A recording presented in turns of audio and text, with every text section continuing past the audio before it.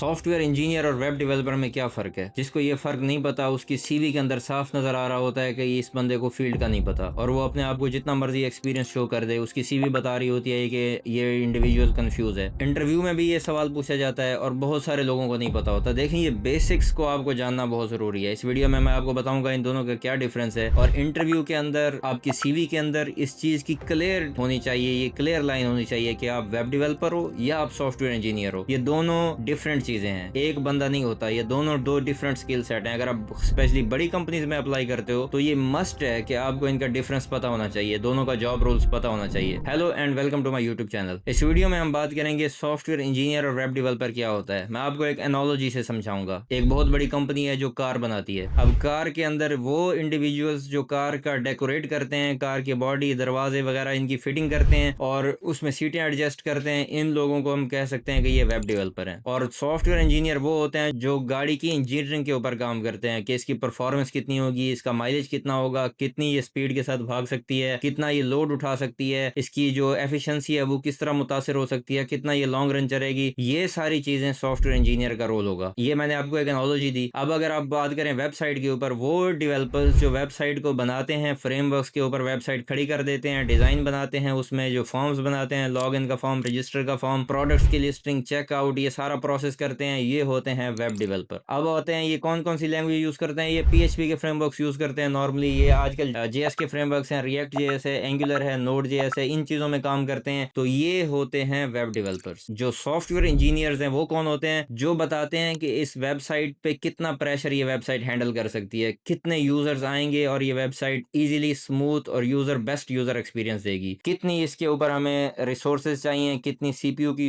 Uses चाहिए, कितनी हमें इसके ऊपर मेमोरी चाहिए, कितना हमें डेटाबेस की इसमें जो है परफॉर्मेंस होनी चाहिए, कितनी क्यूरीज फास्ट हो, डाटा जो है इजीली रिट्रीव हो जाए। ये काम होता है सॉफ्टवेयर इंजीनियर का। इसके साथ वो ये भी देखता है कि ये इसके ऊपर बेसिक साइबर सिक्योरिटी की चीजें इन प्लेस हैं, ये ना हो कि नॉर्मल अटैक या ब्रूट अटैक इस साइट को ब्रीच कर दे और यूजर का डाटा चला जाए। इसके अलावा वो ये भी देखते हैं कि इसके डिफरेंट प्लेटफॉर्म के ऊपर कंपैटिबिलिटी भी इंटैक्ट होनी चाहिए, कि मोबाइल के ऊपर, आईपैड के ऊपर, एंड्रॉइड डिवाइसेस के ऊपर ये बेस्ट परफॉर्म करना चाहिए। इसके अलावा सॉफ्टवेयर इंजीनियर ये भी देखते हैं ये कौन से प्लेटफॉर्म के ऊपर होस्टेड है, क्लाउड बेस्ड है, डेडिकेटेड सर्वर है, शेयर्ड होस्टिंग है, इन चीजों को भी वो कंसीडर करते हैं और उनके प्रोज कॉन्स देखते हैं, डिसाइड करते हैं बेस्ड ऑन द साइट, किस तरह की साइट है और इसके लिए कौन सा प्लेटफॉर्म मौजूद है। तो ये मैंने आपको बताया बेसिक डिफरेंस है वेब डेवलपर का और सॉफ्टवेयर इंजीनियर का। आप अपनी सीवी के अंदर दो चीजें अगर कंफ्यूज करोगे तो एक पेज पढ़ के आपकी सीवी का पता चल जाएगा कि आपकी अंडरस्टैंडिंग क्या है और आप बड़ी कंपनीज के लिए फिट हो या नहीं हो। मैं उम्मीद करता हूँ ये वीडियो आपको समझ आई होगी। प्लीज अपनी सीवी को अकॉर्डिंगली अपडेट करें कि आप बेसिकली कौन सी स्किल सेट में जाना चाह रहे हैं या आप नए आईटी में कैरियर बनाना चाह रहे हैं, तो दोनों के प्रोज कॉन्स को स्टडी करें। इस वीडियो के हवाले से इस टॉपिक में अगर कोई क्वेश्चन है आपका तो आप कमेंट्स में उसकी जो है ड्रॉप कर सकते हो, मैं आपको उसका आंसर दूंगा।